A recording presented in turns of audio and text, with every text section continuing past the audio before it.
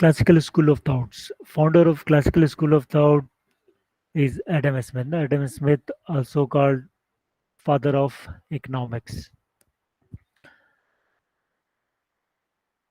Book of Famous book of Adam Smith, an inquiry and causes about wealth of nation, और ये book wealth of nation के नाम से famous है. Adam Smith ने 1776 में इस बुक को पब्लिश किया था. अब एक क्वेश्चन बहुत सारे स्टूडेंट करते हैं कि बेसिक स्कूल ऑफ थॉट अगर क्लासिकल्स हैं तो क्या 1776 से पहले इकोनॉमिक्स नहीं थी? इसका आंसर ये है कि इकोनॉमिक्स 1776 से पहले भी थी, बट एडम स्मिथ की ये जो बुक है वेल्थ ऑफ नेशन, इसके अंदर कंप्लीट इकोनॉमी का स्ट्रक्चर था ना. इकोनॉमी का मतलब क्या होता है? Three markets, asset market, labour market, goods market. तो इन तीनों मार्केट के अंदर जितनी भी एक्टिविटीज़ हो रही हैं, उन तमाम एक्टिविटीज़ के अंदर तीनों मार्केट में जब इक्विलिब्रियम आता है तो हम क्या कहते हैं? मैक्रो इकोनॉमिक इक्विलिब्रियम और general equilibrium of an economy. ठीक है. तो इससे पहले किसी भी बुक के अंदर कंप्लीट स्ट्रक्चर मौजूद नहीं था कि किस तरह गुड्स मार्केट का रिलेशन होता है एसेट मार्केट के साथ, एसेट मार्केट का रिलेशन होता है लेबर मार्केट के साथ, और गुड्स मार्केट के साथ किस तरह इक्विलिब्रियम रिस्टोर होता है, और किस तरह home country rest of the world के साथ ट्रांजैक्शंस करती है. तो कंप्लीट इकोनॉमिक थ्योरीज और कंप्लीट लिंकेजेस सबसे पहले एडम स्मिथ ने एक्सप्लेन की थी, इसीलिए एडम स्मिथ को कहा जाता है फादर ऑफ इकोनॉमिक्स. ठीक है. तो एडम स्मिथ ने इकोनॉमिक्स के तमाम 5 बेसिक क्वेश्चंस का आंसर दिया था कि how to produce, whom to produce. इन तमाम का आंसर इस बुक के अंदर है. तो कंप्लीट लिटरेचर है, इसलिए एडम स्मिथ को कहा जाता है फादर ऑफ इकोनॉमिक्स. ठीक है. इससे पहले आपने मर्केंटाइल लॉ आपने पढ़ा है. तो मर्केंटाइल लॉ 1776 से पहले क्या है? इससे पहले भी बहुत सारे आपके इकोनॉमिक्स के लिटरेचर अवेलेबल है, बट वो लिटरेचर स्पेसिफिक मार्केट के ऊपर है, स्पेसिफिक टॉपिक के ऊपर है. मर्केंटाइल लॉ सिर्फ ट्रेड के ऊपर है. जो ह्यूमन आपका बिहेवियर है, वेलफेयर है, इन टॉपिक को यहाँ पर इग्नोर किया हुआ है. इसके अलावा भी बहुत सारा लिटरेचर है, लेकिन कहीं पर भी आपके पास कंप्लीट स्ट्रक्चर ऑफ इकोनॉमी और लिंकेजेस को एक्सप्लेन नहीं किया, इसलिए एडम स्मिथ को कहा जाता है फादर ऑफ इकोनॉमिक्स. और एडम स्मिथ को ही कहा जाता है founder of classical school of thought. तो classical school of thought start हुआ था 1776 से, और इसका जो टाइम पीरियड था basic classical school of thought का 1776 टू 1930. अब देखें 1776 टू 1930 बहुत सारे इकोनॉमिस्ट हैं, और कुछ इकोनॉमिस्ट ऐसे थे जिनका काम एडम स्मिथ से भी ज़्यादा एक्सेप्टेबल है. लाइक ये जो मैंने क्रॉस बनाया है, डिमांड सप्लाई क्रॉस. तो डिमांड सप्लाई क्रॉस को कहा जाता है मार्शेलियन क्रॉस. इस क्रॉस से हम प्राइसेस डिटरमाइन करते हैं, prices of goods and services, prices of factors of production, wages, price of money, interest, forex market. तो हर मार्केट की जो प्राइसेस होती हैं वो डिटरमाइन होती है मार्शेलियन क्रॉस से. ये law of demand, drive demand curve, ये सारी थ्योरीज एल्फ्रेड मार्शल की हैं. तो एल्फ्रेड मार्शल एडम स्मिथ से ज़्यादा उसका जो काम है आज हम स्टडी कर रहे होते हैं, लेकिन फिर भी हम एडम स्मिथ को क्या कहते हैं? Founder of classical school of thought. Alfred Marshall के अलावा और भी बहुत सारे इकोनॉमिस्ट हैं जिनका वर्क और थ्योरीज आप स्टडी करते हो. जैसे आप पिको को पढ़ते हो, रोबिन्सन को पढ़ते हो, हिक्स को पढ़ते हो. तो ये सारे जो इकोनॉमिस्ट हैं इनका टाइम पीरियड क्या है? 76 टू 1930. बट इन सब को क्या कहते हैं? Followers of Adam Smith. ऐसा क्यों कहते हैं? क्योंकि एडम स्मिथ ने कुछ बेसिक प्रिंसिपल सेट किए थे. तो जितने भी इकोनॉमिस्ट आए बाद के, उन तमाम की जितनी भी थ्योरीज थी वो उन प्रिंसिपल को बेस करती है. देखिए वो प्रिंसिपल्स क्या है, उनको हम स्टडी करते हैं. देखिए हमने लास्ट सेमेस्टर माइक्रो इकोनॉमिक्स पढ़ा. माइक्रो इकोनॉमिक्स के अंदर हमने अंडरस्टैंड किया प्राइस मैकेनिज्म ना. तो price is determined by demand and supply forces.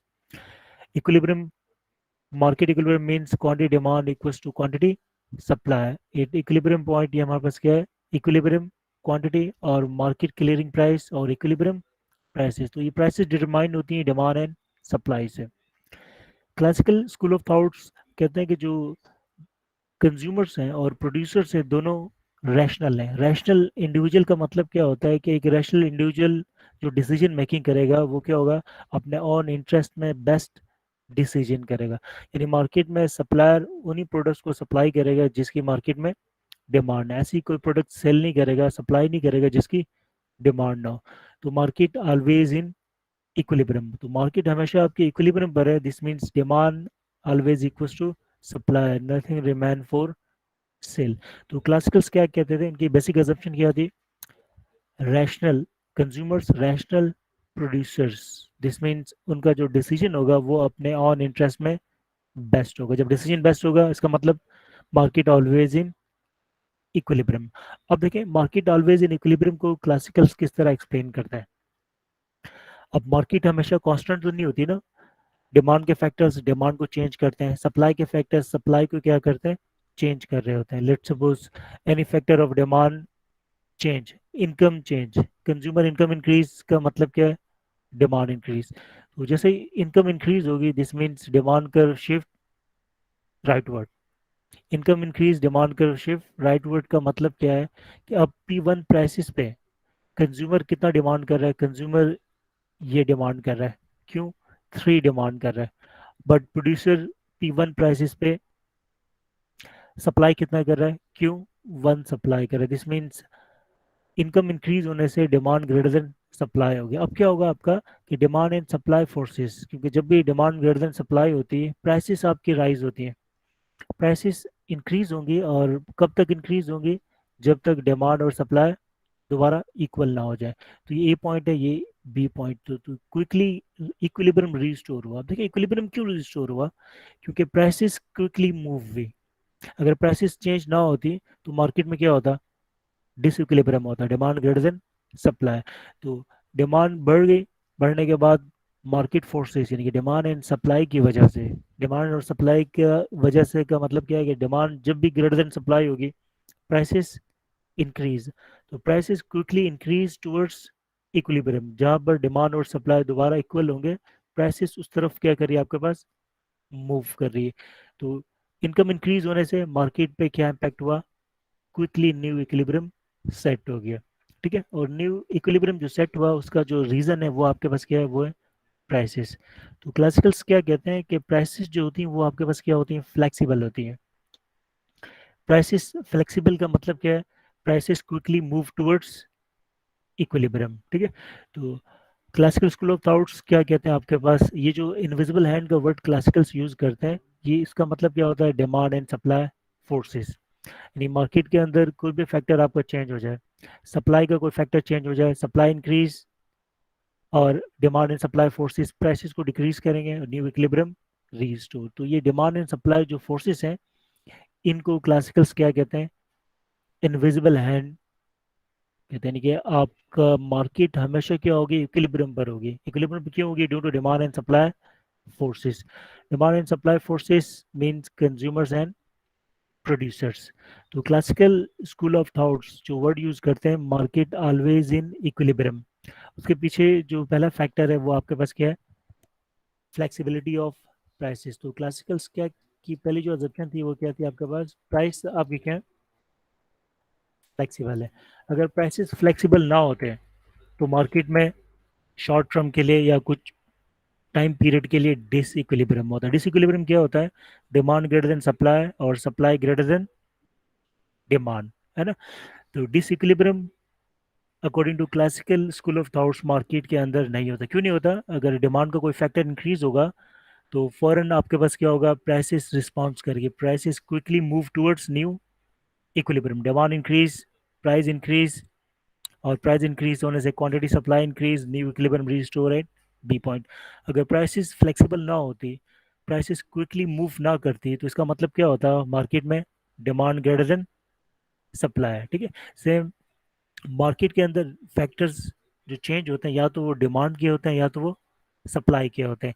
या तो डिमांड डिक्रीज होती है, इंक्रीज होती है, या सप्लाई डिक्रीज होती है या इंक्रीज होती है। लाइक एक सप्लाई के फैक्टर की अगर हम बात करें,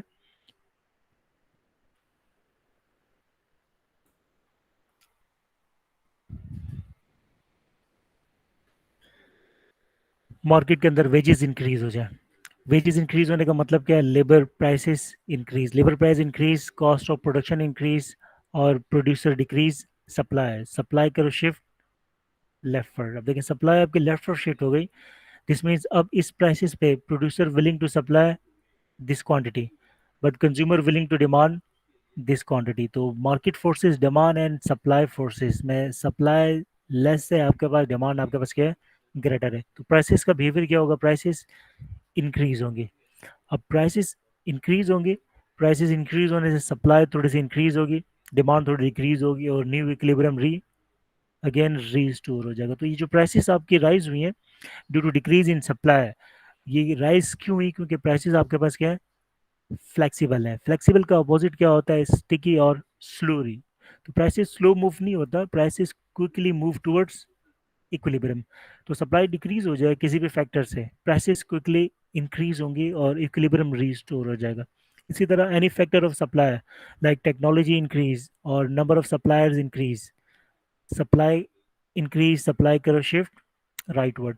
अब सप्लाई इंक्रीज मीन्स अब इस प्राइसेस पे producer willing to sell this quantity but consumers willing to sell this, purchase this quantity ना।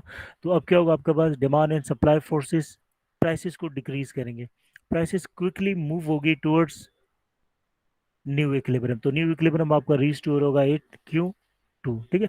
तो ए से बी की तरफ, ए से सी की तरफ ये जो मूवमेंट है ये बहुत क्विक मूवमेंट है, क्योंकि प्राइसेस आपके पास क्या है, फ्लेक्सिबल है।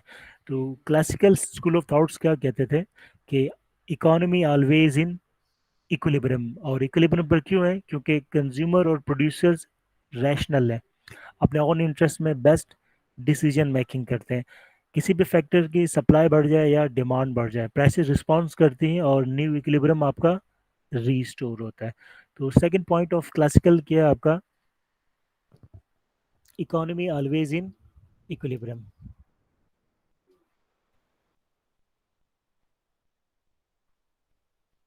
क्लासिकल ने शॉर्ट रन और लॉन्ग रन को एक्सप्लेन नहीं किया था। तो ऑलवेज इन इक्विलिब्रियम का मतलब क्या है कि शॉर्ट रन में भी इक्विलिब्रियम होगा और लॉन्ग रन में भी इक्विलिब्रियम पर होगा, ठीक है। तो क्लासिकल स्कूल ऑफ थॉट की जो थर्ड एक्सप्लेनेशन थी वो क्या थी कि no role of government in economic affairs.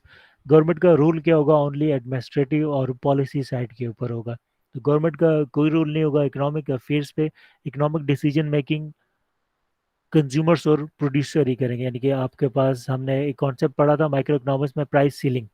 तो प्राइस सीलिंग का मतलब क्या था, गवर्नमेंट सेट मिनिमम प्राइसेस। अगर गवर्नमेंट मिनिमम प्राइसेस सेट कर देगी तो मार्केट में क्या होता है, शॉर्टेज होता है। तो प्राइसेस गवर्नमेंट ने फिक्स की हुई है, तो शॉर्टेज मींस डिसइक्विलिब्रियम। लेकिन गवर्नमेंट इंटरवेंशन ही नहीं होगा तो इसका मतलब क्या है, प्राइस सीलिंग नहीं होगा और प्राइस फ्लोरिंग भी नहीं होगा। तो गवर्नमेंट ना प्राइस सील करेगी ना प्राइस फ्लोर करेगी। मार्केट के अंदर जो भी एक्टिविटी होगी वो कंज्यूमर्स और प्रोड्यूसर्स की डिमांड एंड सप्लाई के बेसिस के ऊपर होगी, ठीक है।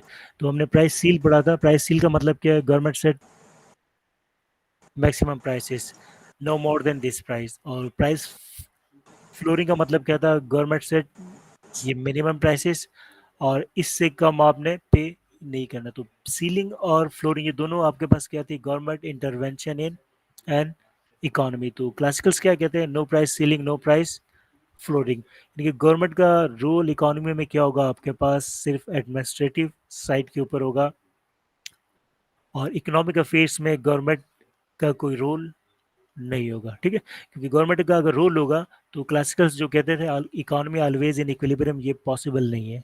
तो no role of government, no government interference और नो गवर्नमेंट इंटरवेंशन, ठीक है। तो क्लासिकल स्कूल ऑफ थॉट्स के जो बेसिक तीन अजम्पशंस थे, प्राइसेस फ्लेक्सिबल, प्राइसेस अगर फ्लेक्सिबल है this means economy always in equilibrium और नो गवर्नमेंट रोल, ठीक है। तो ये डिसीजन मेकिंग कंज्यूमर्स और प्रोड्यूसर के थ्रू होगी और रैशनल कंज्यूमर एंड प्रोड्यूसर्स हमेशा क्या कर रहे होते हैं, अपने ऑन इंटरेस्ट में बेस्ट डिसीजन करते हैं। तो इकोनॉमी ओवरऑल बेटर वर्क करती है, वेजेस और prices adjust rapidly to get equilibrium, ठीक है। और गवर्नमेंट आपका रोल क्या होता है, आपके पास लिमिटेड रोल और no role in economic affairs. ये क्लासिकल स्कूल ऑफ थॉट के बेसिक अजम्पशन थे। अब देखें ये अजम्पशंस एडम स्मिथ ने सेट किए थे। इसके बाद जितने भी इकोनॉमिस्ट हैं उन्होंने जितने भी थ्योरीज प्रेजेंट किए, चाहे एक इकोनॉमिस्ट ने लेबर मार्केट में कोई थ्योरी प्रेजेंट की, तो labour market means labour demand है, लेबर सप्लाई है। तो लेबर मार्केट में प्राइस क्या होती है? वेजेस। तो लेबर मार्केट में वेजेस की अजम्पशन क्या होगी? वेजेस आपकी फ्लेक्सिबल होंगी, गवर्नमेंट का रोल नहीं होगा। तो लेबर की डिमांड और लेबर की सप्लाई से वेजेस डिटरमाइन होंगे। फिर एक और इकोनॉमिस्ट आया, एक उन्होंने एसेट मार्केट पे काम किया, लेकिन उनकी अजम्पशन भी क्या थी? एडम स्मिथ के अजम्पशन को उन्होंने फॉलो किया कि मनी डिमांड और money supply determine by interest rate. और इंटरेस्ट रेट क्या होगा आपके पास?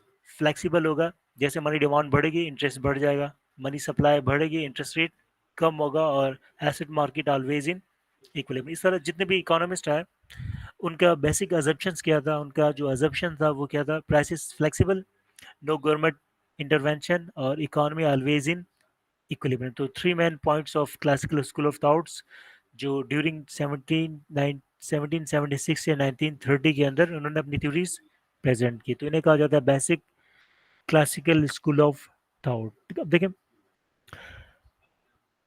अब बताएं 1930 का जो एरा था उसे क्या कहा जाता है? 1930 के एरा को कहा जाता है ग्रेट डिप्रेशन। ग्रेट डिप्रेशन क्यों कहा जाता है 1930 के एरा को?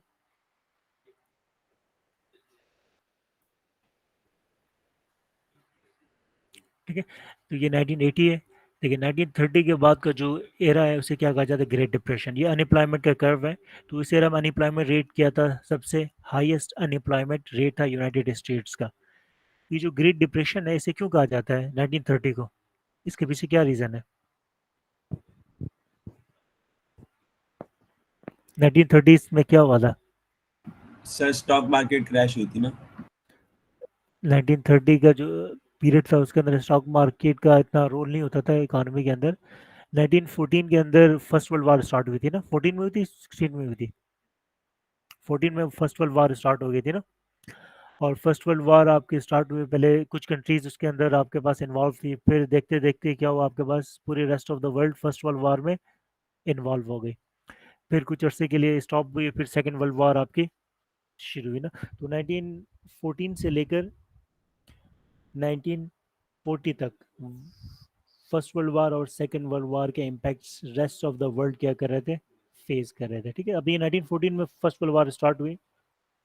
उसके बाद यूके इसका मैन आपका प्लेयर आपके पास बन गया। जिस तरह आज अगर हम किसी भी वर्ल्ड की बात करते हैं तो हमारी जो एग्जाम्पल होती है वर्ल्ड को हम रिप्रेजेंट करते हैं वाशिंगटन से या न्यूयॉर्क से, क्योंकि यूएस आपके हमारे पास क्या है? लीडर इकोनॉमी है पूरे वर्ल्ड के। और यूएस का जो आपका बिग सिटीज़ हैं उनकी इकोनॉमिक कंडीशन से हम कहते हैं कि इस वक्त दुनिया में ये हो रहा है। अगर स्टॉक मार्केट ऑफ न्यूयॉर्क या आपके पास डिक्रीज हो रही हो तो हम क्या कहते हैं? वर्ल्ड की स्टॉक मार्केट अब फॉल होने वाली है। ठीक, तो लीडर इकोनॉमी इस वक्त यूएस है। तो 1930s के अंदर 19 और अर्ली 19 सेंचुरी के अंदर और लेट 18 सेंचुरी के अंदर, बल्कि 17 और 18 और अर्ली 19 सेंचुरी तक ब्रिटिश आपके पास क्या था? लीडर इकोनॉमी था। तो वर्ल्ड के अंदर जितने भी डिसीजन मेकिंग होते थे वो कौन लीड करता था? यूके लीड करता था। ठीक है, तो सेकेंड वर्ल्ड वॉर के बाद अमेरिका ने उसको रिप्लेस कर दिया था। तो जब फर्स्ट वर्ल्ड वॉर अपने उरूज पर थी, यानी कि आपके पास 1920 21 23 24 25, तो इन ईयर्स के अंदर पूरी दुनिया के अंदर आपके पास क्या था? रिसेशन आपका आ गया था। रिसेशन का मतलब क्या है? Aggregate demand decrease, unemployment increase, and all economic variables कहाँ पर होते हैं? अपने ट्रफ मिनिमम पॉइंट के ऊपर होते हैं। अब जैसे ग्रेट डिप्रेशन आया उसके बाद फिर जो इकोनॉमिस्ट थे उन्होंने क्लासिकल स्कूल ऑफ थॉट पे क्रिटिसाइज करना शुरू कर दिया। अब 1920 21 22 के अंदर लंदन की स्ट्रीट्स के अंदर बहुत सारे लोग घूम रहे हैं। अब वो लेबर की सप्लाई है, अगर लोग आपके पास विलिंग टू वर्क है दिस मीन लेबर की सप्लाई बहुत ज़्यादा है, लेकिन उन कोई फर्म उनको हायर करने को रेडी नहीं है। तो सप्लाई तो है लेकिन डिमांड नहीं है। तो मार्केट के अंदर वेजेस मिनिमम हो गई हैं। लोग कहते हैं आप मुझे काम दे दो, थोड़े से पैसे भी दे दो, लेकिन जॉब ही नहीं है। तो 20 के बाद से जो ब्रिटिश की जो आपके पास लेबर मार्केट थी वो डिसइक्विलिब्रियम पर थी, यानी कि सप्लाई आपके पास क्या है? ज़्यादा है, और डिमांड आपके पास क्या है? कम है। इसी तरह लंदन की जो मार्केट्स होती थी उन मार्केट में शॉप्स थी, उन शॉप्स में बहुत सारी गुड्स अवेलेबल थी, लेकिन उन गुड्स को परचेज करने के लिए लोग ही नहीं थे। तो गुड्स मार्केट में भी गुड्स की सप्लाई है बट उनको परचेज करने वाला कोई नहीं है, तो गुड्स मार्केट में भी डिसइक्विलिब्रियम है। तो लेबर मार्केट में भी क्लासिकल थ्योरीज फेल हो गई, गुड्स मार्केट में भी फेल हो गई। इसी तरह एसेट मार्केट में बैंक्स के अंदर डिपॉजिट तो थे बट कोई बैंक से बोरो करने को रेडी नहीं था। तो बोरो किस तरह करता है, बिजनेस किस तरह चलता है, क्योंकि वार कंडीशन आपके पास थी, जर्मनी जापान ये सब यूके को अटैक कर रहे थे, कभी सिटी में आपका बम्बिंग हो रही थी, कभी यहाँ पे बम्बिंग हो रही थी। इसी तरह रेस्ट ऑफ द वर्ल्ड इसमें इन्वॉल्व हो गया था। तो 1930 से पहले जो जॉन मिनट कीन्स हैं वो ब्रिटिश की एक यूनिवर्सिटी के प्रोफेसर थे, वो अपने आर्टिकल्स लिखा करते थे और क्लासिकल स्कूल ऑफ थॉट्स को क्रिटिसाइज करते थे कि ये वर्क नहीं करते, यानी वो ये मानते नहीं थे कि प्राइसेस फ्लेक्सिबल है। वो ये भी नहीं मानते थे कि इकोनॉमी आपकी हमेशा इक्विलिब्रियम पर होती है। ठीक है, तो वो क्रिटिसाइज करते थे। तो 1930 के बाद 1930 में उनके पास जो पॉलिसी मेकर्स थे वो उनके पास गए और उनसे पूछा कि क्या इसका रीज़न होगा ना। फिर उन्होंने उनको अपना एक आर्टिकल दिखाया, उस आर्टिकल का जो हेडिंग थी वो थी डिग द होल।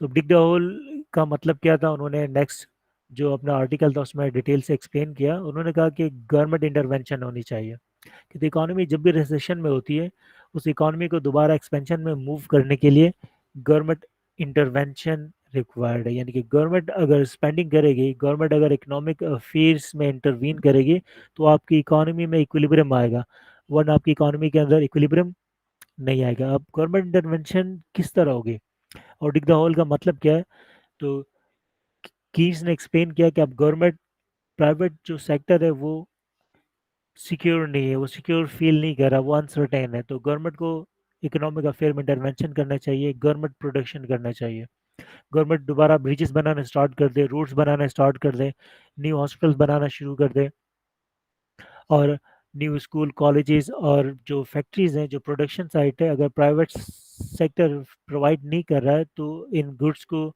गवर्नमेंट प्रोवाइड करे, यानी गवर्नमेंट इकोनॉमिक एक्टिविटीज में पार्टिसिपेट करे। उससे होगा क्या, गवर्नमेंट प्रॉफिट की बेसिस पे तो बिजनेस नहीं कर रहा होगा ना, गवर्नमेंट किस बेसिस पे कर रहा होगा, ताकि इकोनॉमी के अंदर एक्टिविटी इंक्रीज हो। तो जैसे गवर्नमेंट एक्सपेंडिचर करेगा, रोड ब्रिजेस इंफ्रास्ट्रक्चर फैक्ट्रीज, तो इससे होगा क्या, मार्केट के अंदर लेबर डिमांड इंक्रीज होगी, फर्म्स लेबर्स को हायर करेंगे।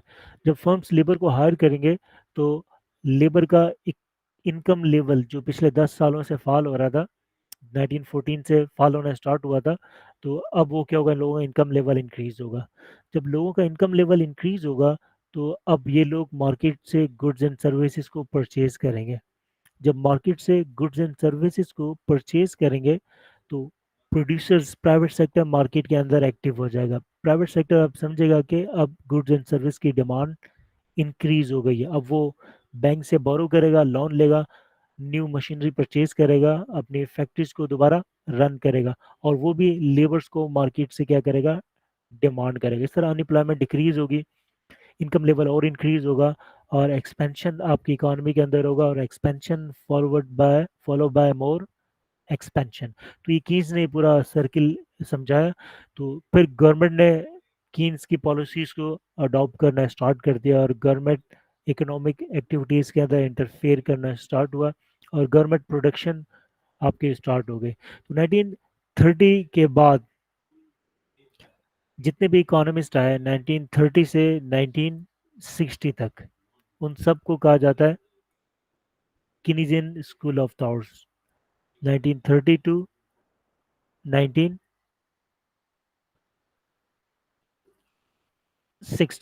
तो 1930 टू 1960 जितने भी इकोनॉमिस्ट आए उन तमाम इकोनॉमिस्ट को कहा जाता है classical school of Keynesian school of thought. तो कीनीजियन स्कूल ऑफ थॉट का जो आगाज हुआ था वो 1930 में हुआ था।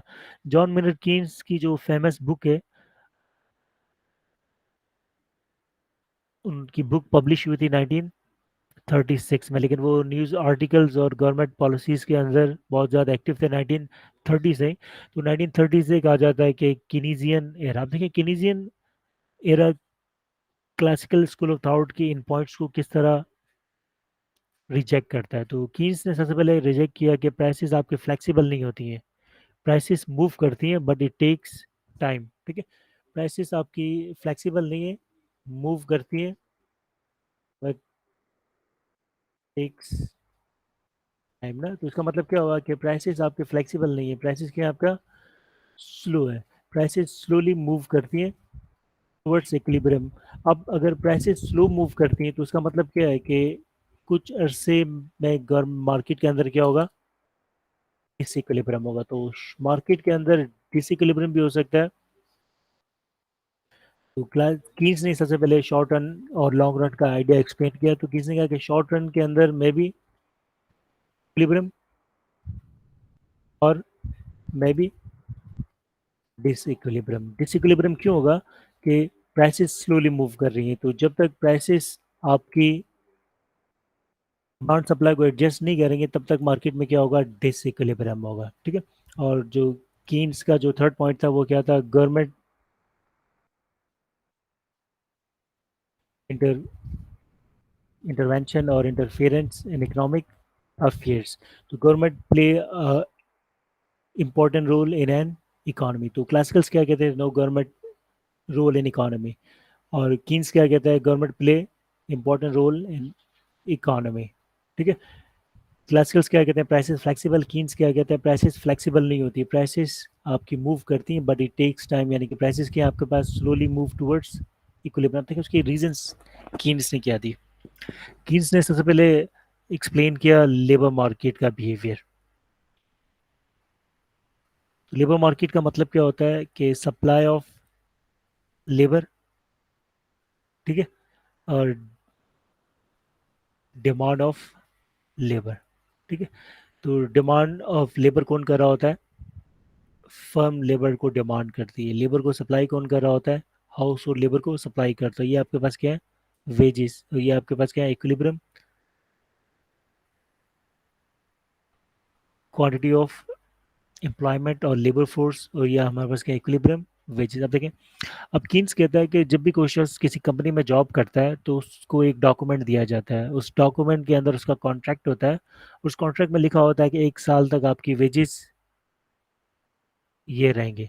अब उसकी जो वेजेस होंगी वो चेंज कब होंगी, वो पूरे साल के अंदर चेंज ही नहीं होंगे, चाहे उसकी परफॉर्मेंस जितनी भी वर्स हो, चाहे उसकी परफॉर्मेंस जितनी भी बेटर हो। अब उसकी वेजेस जो बढ़ेंगी वो कब बढ़ेंगी, नेक्स्ट ईयर बढ़ेंगी, क्योंकि जो कॉन्ट्रैक्ट साइन किया जाता है उसमें लिखा होता है कि आपके नेक्स्ट ईयर में आपकी ये सैलरी होगी। तो जैसे आपका 1 साल पूरा हो जाएगा तो ये कॉन्ट्रैक्ट क्या होगा, रिवाइज होगा, फिर एक और साल के लिए आपकी सैलरी फिक्स कर दी जाएगी। तो कीन्स ने कहा कि वेजेस जो होती हैं वो आपकी फ्लेक्सिबल नहीं होती हैं। अगर मार्केट के अंदर लेबर की डिमांड बढ़ जाए, अगर डिमांड ऑफ लेबर आपकी इंक्रीज हो जाए तो इसका मतलब क्या है कि वेजेस तो बढ़ेंगे ही नहीं। वेजेस 1 साल तक क्या रहेंगी, फिक्स रहेंगी।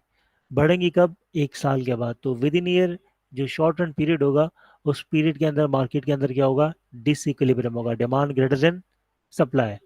या सप्लाई ऑफ लेबर आपकी बढ़ जाए, सप्लाई लेबर बढ़ जाए लेकिन वेजेस क्या होंगी आपकी, इंक्रीज नहीं होंगी। वेजेस कब चेंज होंगी, जब आपका न्यू ईयर आपका स्टार्ट होगा, क्योंकि गवर्नमेंट जब बजट अनाउंस करती है तो वो मिनिमम वेजेस इस साल के लिए कितनी है डिसाइड कर रही होती है। अब न्यू जो डिसीजन गवर्नमेंट का आता है वो नए बजट के साथ आता है। ठीक है। तो प्राइवेट फर्म्स भी जब भी किसी लेबर को हायर करती है उन पर कॉन्ट्रैक्ट साइन करवाती है। ठीक है। अब उसी फर्म के अंदर है तो उनकी वेजेस कब इंक्रीज होंगी, नेक्स्ट ईयर। प्रमोशन जो मिलेगी वो नेक्स्ट ईयर मिलेगी। अब अगर कोई शख्स जॉब छोड़ के दूसरी जगह जाना चाहता है तो जॉब स्विचिंग का जो टाइम पीरियड होता है ये भी आपका काफ़ी लेंदी होता है। ऐसा नहीं होता कि आपने जॉब छोड़ दिया और दूसरी जगह आप अगले दिन और अगले मंथ आपकी जॉब लगी। तो न्यूज़पेपर में एडवर्टाइजमेंट होती है, आप एडवर्टाइजमेंट में आप अप्लाई करते हो, फिर आपका टेस्ट होता है, टेस्ट का फिर रिजल्ट आता है, फिर आपका इंटरव्यू होता है, फिर आपका इंटरव्यू के लिए सिलेक्शन बोर्ड डिसीजन लेता है, फिर फर्म अनाउंस करती है कि आपकी सिलेक्शन हुई या नहीं। तो ये जो टाइम पीरियड है ये मिनिमम से मिनिमम 4 से 5 महीने लेता है। तो जॉब स्विच करते हैं तब भी वेजेस क्विकली चेंज नहीं होगी, 5-6 महीने लगते हैं। और सेम जॉब पर हो तो आपकी वेजेस कब इंक्रीज होंगी, नेक्स्ट ईयर।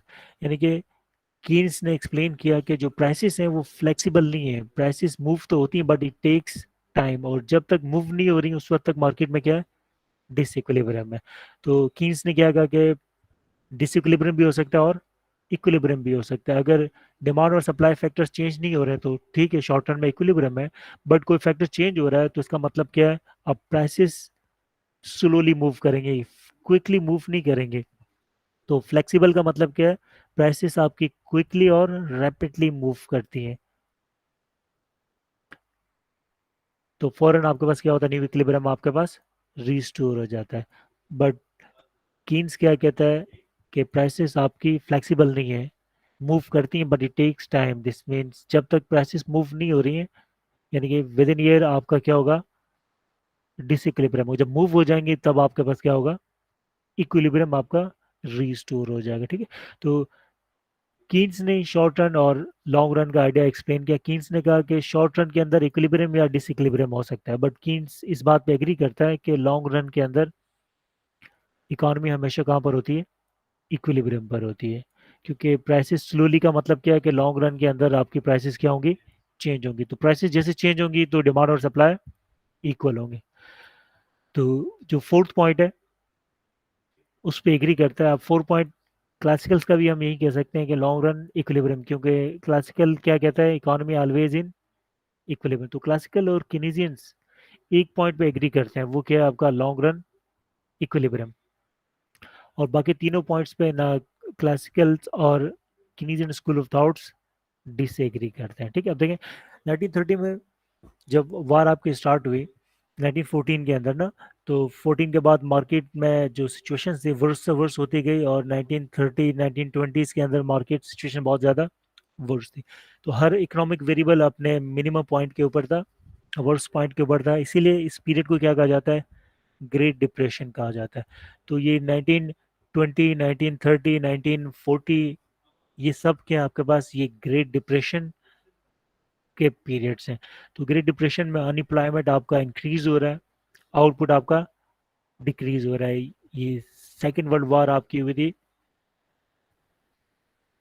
43 45 के अंदर आपके पास, ये सेकेंड वर्ल्ड वॉर, तो ये सब आपका खत्म हो चुका था। ठीक है, ठीक है। इसके बाद जो रिसेशन आया वर्ल्ड के अंदर, वो रिसेशन आया था 1960 के अंदर। 1960 के बाद ये रिसेशन आया था, और 1960 के बाद जो रिसेशन आया उसको भी क्या कहा जाता है, ग्रेट डिप्रेशन कहा जाता है, और हाइपर इन्फ्लेशन का नाम दिया जाता है, और स्टेगफ्लेशन का नाम दिया जाता है। ठीक है, अब देखिए ये जो रिसेशन है 73 75 वाला, इस रिसेशन के क्या रीजंस हैं? तो ये आपके पास, ये तो आपका फर्स्ट वार हो गया, ये पूरा फर्स्ट और सेकंड वार का पीरियड हो गया। 1914 में स्टार्ट हुआ था, और 17 से 81, फिर उसके बाद 41 से 45 वर्ल्ड वार 1 वर्ल्ड वार 2। तो ये 73 75 का जो रिसेशन है इसके क्या रीजंस है,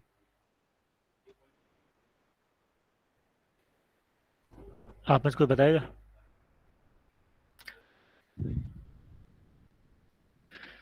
1776 to 1930 classical school of thought से, 1930 टू 1960 ये क्या थे आपके पास, किनीजियन स्कूल ऑफ थॉट से। अब देखें 60 के बाद क्या हुआ, और 73 75 में क्यों ऐसे हम दोबारा रिसेशन और पीरियड कहते हैं। देखिए 1960 से 1970 का जो डिकेड है उसे कहा जाता है decade of stagflation.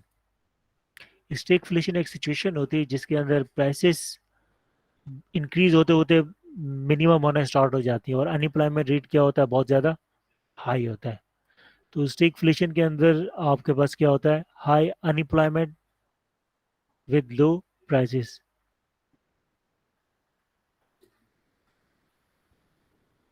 Stagflation inflation के एक आपके पास वर्स्ट सिचुएशन है। जब भी इन्फ्लेशन आपके पास आता है, इन्फ्लेशन या तो स्टेगफ्लेशन इसका रिजल्ट होता है इन्फ्लेशन का, या का क्या होता है, हाइपर इन्फ्लेशन। हाइपर इन्फ्लेशन को कहा जाता है कि अनएम्प्लॉयमेंट इतनी ज़्यादा नहीं है लेकिन प्राइसेस बहुत ज़्यादा है। लेकिन स्टेगफ्लेशन का मतलब क्या है, प्राइसेस आपकी कम है और अनएम्प्लॉयमेंट आपकी क्या बहुत ज़्यादा है। जिस तरह पाकिस्तान में आजकल के आपके पास इन्फ्लेशन है। अब ये इन्फ्लेशन स्टेगफ्लेशन की तरफ मूव होने का मतलब क्या है कि अब जब लोग अनएम्प्लॉयड होते जाएंगे, जब लोग बहुत ज़्यादा बेरोजगार होंगे, तो अब उनका इनकम लेवल क्या होगा, बहुत ज़्यादा कम होगा। जब इनकम लेवल कम होगा तो अब वो जो मार्केट के अंदर गुड्स है उनको परचेज ही नहीं कर पाएंगे। अब परचेज नहीं कर पाएंगे तो क्या होगा आपके पास, डिमांड और सप्लाई फोर्सेस में डिमांड कम, सप्लाई ज़्यादा, प्राइसेस क्या होंगे आपके पास कम होती जाएंगी, लेकिन गवर्नमेंट कोई एक्शन नहीं लेगी, न्यू इन्वेस्टमेंट नहीं करेगी, तो क्या होगा, अनएम्प्लॉयमेंट और इंक्रीज होगी। यानी कि गुड की प्राइसेस कम हो रही हैं, लेकिन फिर भी लोगों के पास इतने पैसे नहीं कि वो उन गुड्स को परचेज कर सके।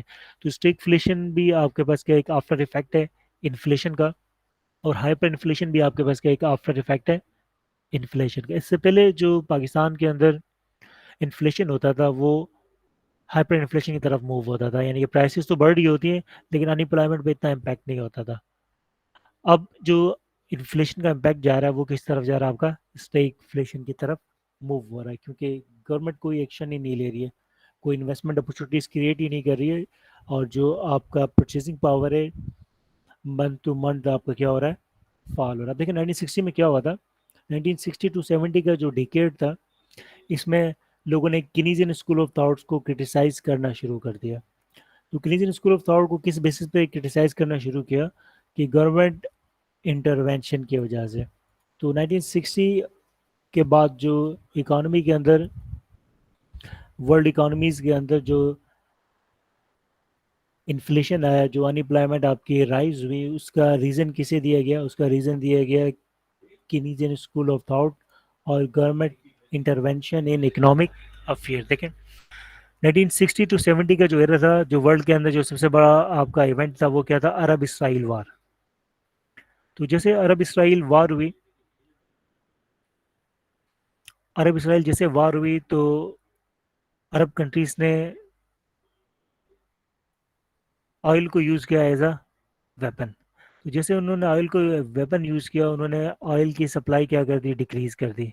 अब देखें आजकल अगर हम बात करें, तो ऑयल के प्रोड्यूसर्स, अमेरिका भी ऑयल प्रोड्यूस कर रहा है, जापान भी ऑयल प्रोड्यूस कर रहा है, रशिया, चाइना, यूरोपियन कंट्रीज, ये सब ऑयल को प्रोड्यूस कर रहे हैं, सी से ऑयल को एक्सट्रैक्ट कर रहे हैं, और ऑयल के सब्स्टिट्यूट बहुत ज़्यादा है, हाइब्रिड टेक्नोलॉजी बहुत ज़्यादा आपके पास आ गई है। इसके अलावा जो एलएनजी, सीएनजी और अदर लिक्विड गैसेस, यानी कि आपके पास अब जो ऑयल के बहुत ज़्यादा सब्स्टिट्यूट्स हैं। लेकिन जो 60s का एरा है उसके अंदर ऑयल के ये सारे सब्स्टिट्यूट्स थे नहीं, और ऑयल के जो मेन प्रोड्यूसर्स थे वो कौन थे आपके पास, अरब कंट्रीज मेन ऑयल के प्रोड्यूसर्स थे। और इन ऑयल का जो परचेजर्स थे वो कौन थे आपके पास, यूएस, यूरोप, यूके, और जितनी भी आपकी इंडस्ट्रियल कंट्रीज थी वो ऑयल के मैन आपके पास क्या थे, परचेजर थे। यानी उनकी इंडस्ट्रीज अगर रन हो रही हैं तो वो किससे रन हो रही हैं, वो अरब के ऑयल से क्या होती थी आपके पास, चलती थी। क्योंकि जो रशिया भी उस वक्त ऑयल प्रोड्यूस करता था, लेकिन रशिया के साथ उनके जो रिलेशन थे, ट्रेड रिलेशन इतने अच्छे नहीं थे, तो ये लोग चेज करते थे ऑयल, अरब कंट्रीज से ऑयल परचेज करते थे। तो जैसे अरब इसराइल वार हुई और अरब कंट्रीज ने फील किया कि ये यूरोप और अमेरिका हमारा फेवर नहीं कर रहा, और उनको मरी पे तो हमारा फेवर करना चाहिए, लेकिन ये फेवर किसका कर रहा है, इसराइल का फेवर कर रहा है, तो उन्होंने क्या किया, ऑयल की सप्लाई डिक्रीज कर दी। तो जैसे उन्होंने ऑयल की सप्लाई डिक्रीज की, ऑयल हर इंडस्ट्री का मैन आपके पास क्या होता है, सोर्स होता है, उसका कोई सब्स्टिट्यूट था ही नहीं। तो सारी इंडस्ट्रीज क्या हो गई, हर इंडस्ट्री के अंदर ऑयल की प्राइसेस बहुत ज़्यादा हाई हो गई, तो ऑयल की प्राइसेस इंक्रीज, सप्लाई लेस, और ट्रांसपोर्टेशन कॉस्ट बहुत ज़्यादा इंक्रीज हो गई। फ्यूल, जो आपका प्लान का फ्यूल हो या आपका शिप का फ्यूल हो, ये सब आपके पास क्या होता है, ऑयल प्रोडक्ट से होता है। जैसे ही सप्लाई कम हुई, प्राइसेस बढ़ने से कॉस्ट ऑफ प्रोडक्शन बहुत ज़्यादा इंक्रीज हो गई। कॉस्ट ऑफ प्रोडक्शन ज़्यादा इंक्रीज होने से जो इंडस्ट्रीज थी वर्ल्ड की, उन सबको लॉस फेस करना पड़ा।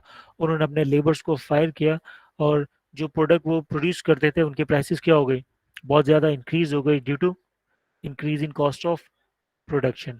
तो ये जो रिसेशन आया, high unemployment and high prices, इसका मेन रीज़न क्या था, अरब इसराइल वार।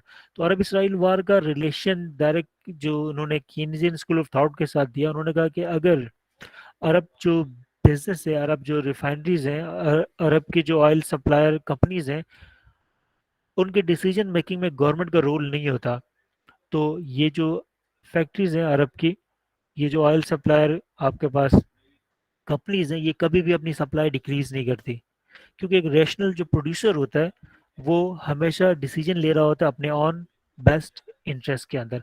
अब गवर्नमेंट की इंटरवेंशन थी, गवर्नमेंट इन्वॉल्व थी इकोनॉमिक अफेयर्स में, गवर्नमेंट का कंट्रोल था उन कंपनीज के ऊपर, या गवर्नमेंट ऑन कंपनीज थी, तो गवर्नमेंट ने क्या किया, सप्लाई डिक्रीज कर दी।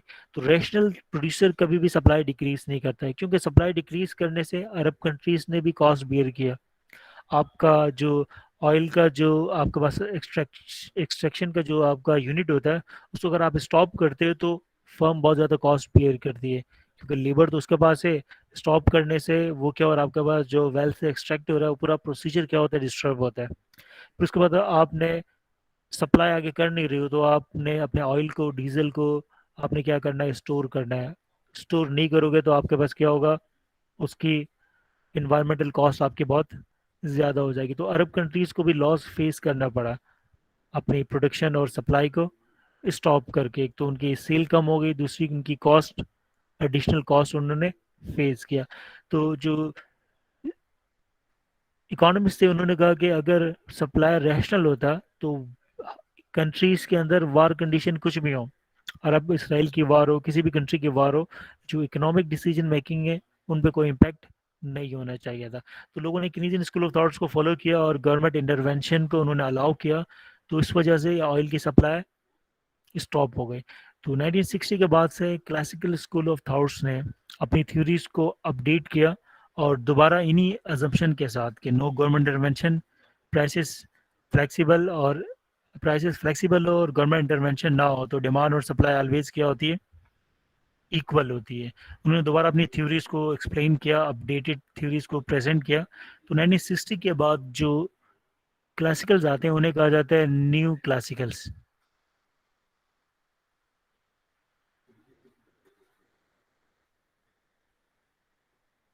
ठीक है। फिर जो किनीजियन स्कूल ऑफ थॉट्स उन्होंने भी अपनी थ्योरीज को अपडेट किया। तो 70 के बाद जो किनीजियन स्कूल ऑफ थॉट्स है उन्हें कहा जाता है पोस्ट